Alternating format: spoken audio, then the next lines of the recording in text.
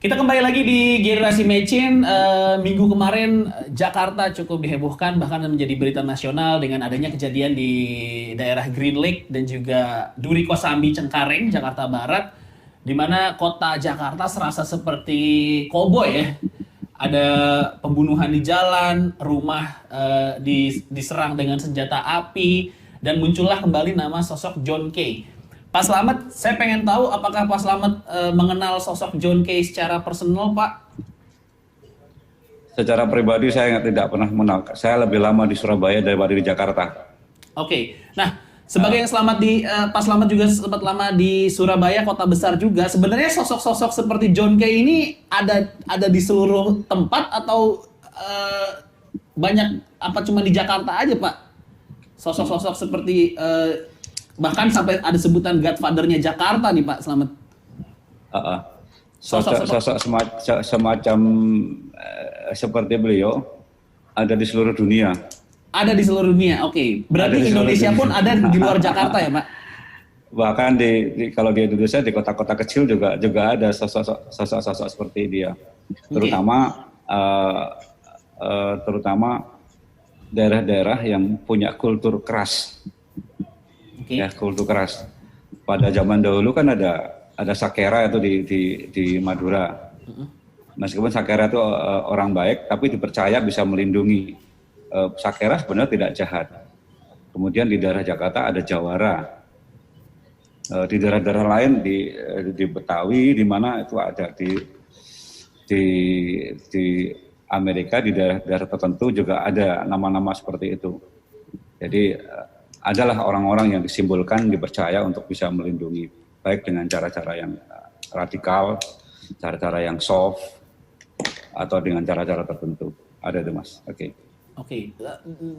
Kerjasama dengan pihak kepolisiannya seperti apa, Pak? Kalau misalnya memang ada sosok-sosok sipil yang bisa dianggap menjaga keamanan seperti itu?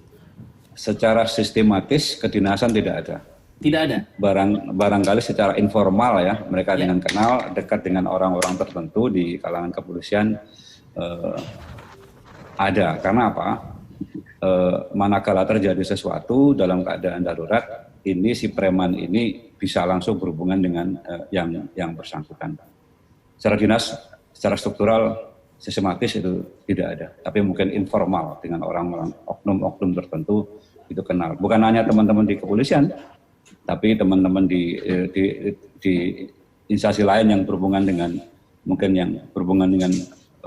pernah memegang senjata, punya kedisiplinan tinggi, itu mungkin ada semua itu.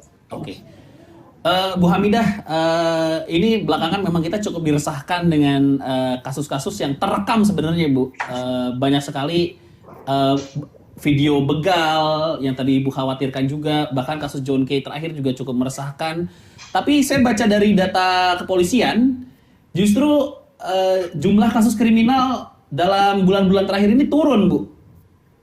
Nah, ini perhitungannya seperti apa sih, Bu, untuk perhitungan angka kriminal biasanya? Ya, kalau dalam pengajaran-pengajaran di kampus begitu ya. Jadi angka yang dibuat oleh kepolisian itu adalah angka kejahatan yang dilaporkan. Nah, bukan the real crime dalam masyarakat gitu. Jadi kalau kita menggunakan statistik kriminologi gitu, kita akan mendapatkan bahwa ada lingkaran-lingkaran di mana lingkarannya itu kalau yang bersifat laporan dari masyarakat ini dipakai oleh kepolisian sebagai crime index.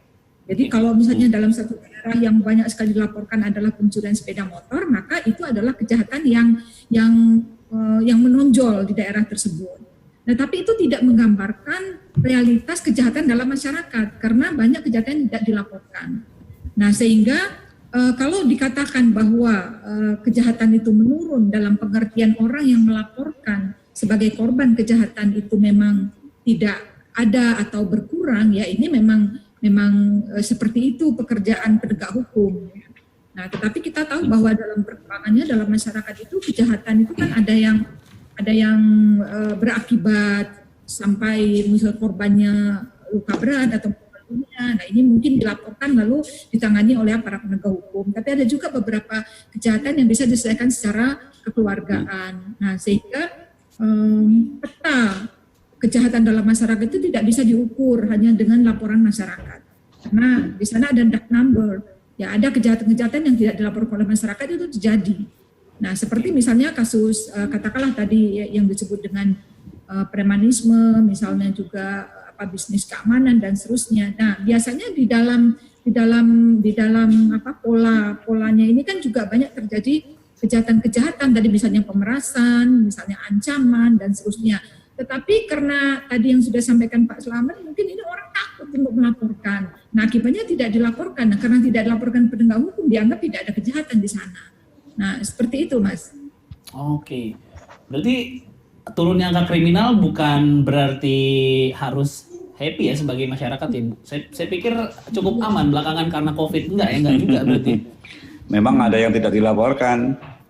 Males mau lapor, apalagi situasi begini. Sebetulnya yang dibutuhkan boleh saya nyesel ya? Boleh silakan Mas. Boleh. Sebetulnya harapan dari teman-teman kepolisian itu sebaiknya melapor. Karena apa? Dengan adanya laporan itu menjadi peta data kejahatan, peta kriminalistik di daerah tertentu. Karena apa?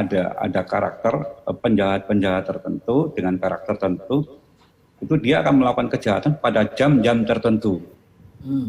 Kemudian selain jam-jam tertentu, ada karakter-karakter khusus. Misalnya begini,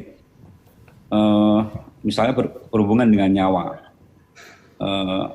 Kalau berhubungan dengan balas dendam, itu biasanya kalau misalnya melukai orang, itu lukaannya biasanya lebih dari satu. Ada kerusakan yang lain. Tapi kalau berhubungan dengan sesuatu yang mendadak, itu cukup satu lukaan bisa mematikan. Nah, itu hanya dipunyai orang-orang tertentu. Oleh karena itu memang sebaiknya masyarakat memang melapor untuk peta data kriminalistik kita. Oh, jam sekian ada, jam sekian ada. Itu akan dipeta menjadi karakteristik kriminalistik yang ada di wilayah-wilayah tertentu. Tapi kan ada orang-orang yang tidak mau melapor seperti yang disampaikan oleh Bu Hamidah. Entah kenapa, mungkin karena nggak mau urusan, atau mungkin saya hilang kambing malah sapi yang hilang misalnya begitu. Bisa juga terjadi seperti itu. Ya itu kan pandangan-pandangan masyarakat. Oleh karena itu memang kesadaran hukum itu sangat perlu, bahwa laporan itu juga dalam rangka pemetaan kriminal di daerah tertentu. Itu Mas. Oke.